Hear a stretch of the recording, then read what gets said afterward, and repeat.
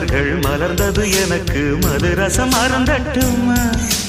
விடுகின்ற வரையில் முடிகின்ற வரையில் கவிதைகள் எழுதட்டுமா முத்தம் என்ற கடலில் முத்து குளிப்போமா அழகு அழகு ஓ நீ நடந்தால் நடையழகு அழகு நெருங்கி வரும் இடையழகு அழகு வேலெறியும் விழியழகு